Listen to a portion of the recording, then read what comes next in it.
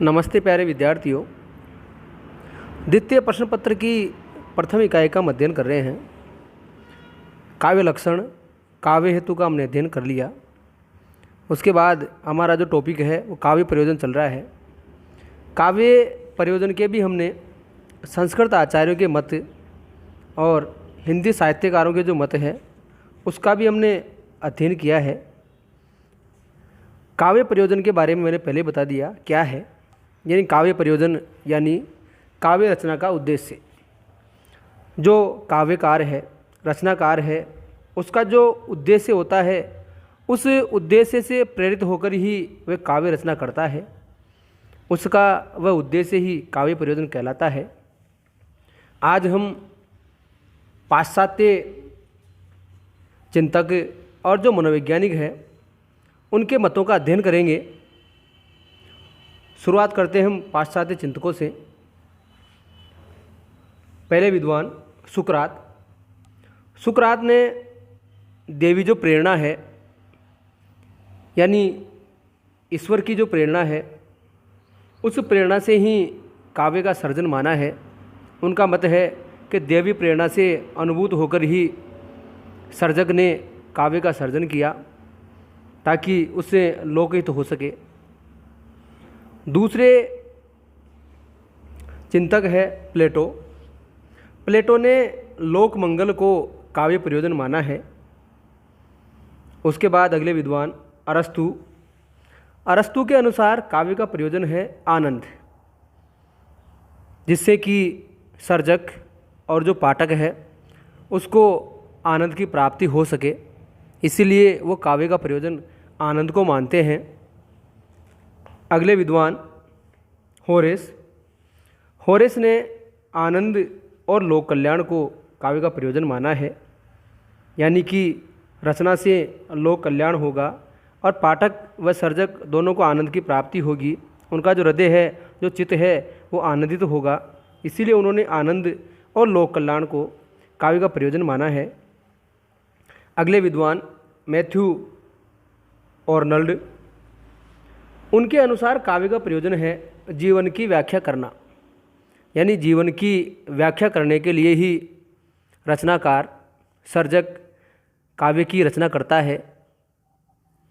अगले विद्वान डायडन ने स्वांत सुखाई और परजन हिताई, यानी स्वांत सुखाई यानी स्वहित, स्वयं का सुख यानी जो सर्जक है उसको सुख की प्राप्ति होगी, और परजन हिताई यानी दूसरे का हित यानी जो पाठक है, इससे पाठकों का हित होगा, उनका भला होगा, उनको लाभ की प्राप्ति होगी। इसलिए उन्होंने स्वांत सुखाई और परजन हिताई को काव्य का प्रयोजन माना है। अगले विद्वान J.E. स्पिनागार्न, उन्होंने कला के लिए ही इसको काव्य का प्रयोजन माना है, यानी जो कला है वो कला के लिए है, यानी सर्जक रचना के माध्यम से अपनी कला की प्रस्तुति करता है, इसलिए उन्होंने इसको कला के लिए ही माना है। अगले विद्वान हडसन ने थोड़ा इसको विस्तार से समझाया है।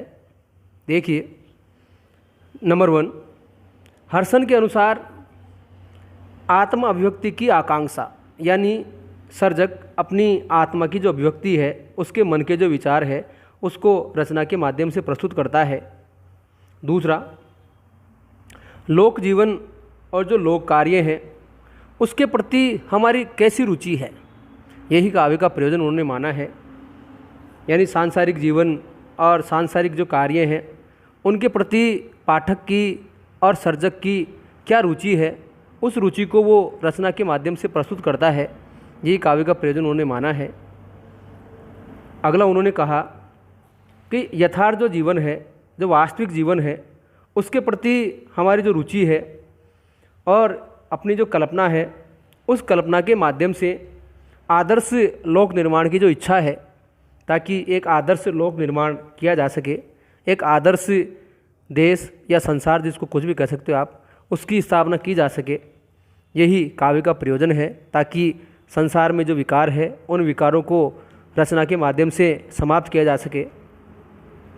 अगला इनका प्रयोजन इन्होंने माना कि सुंदर जो रूप है और जो रूप विधान है, यानी जो कलात्मक रूप है, उन कलात्मक रूपों में हमारी कैसी रुचि है, यही काव्य का प्रयोजन है, ये हडसन ने माने हैं।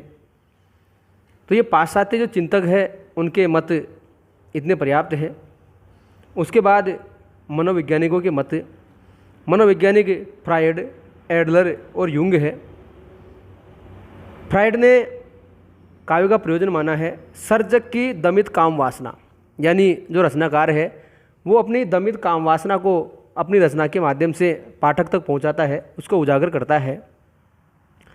दूसरे विद्वान एडलर, एडलर के अनुसार काव्य का प्रयोजन है हीनता की भावना की सतिपूर्ति, यानी सर्जक के मन में, मानव के मन में जो हीनता की भावना है, उस हीनता की भावना की काव्य के माध्यम से, रचना के माध्यम से सतिपूर्ति होती है।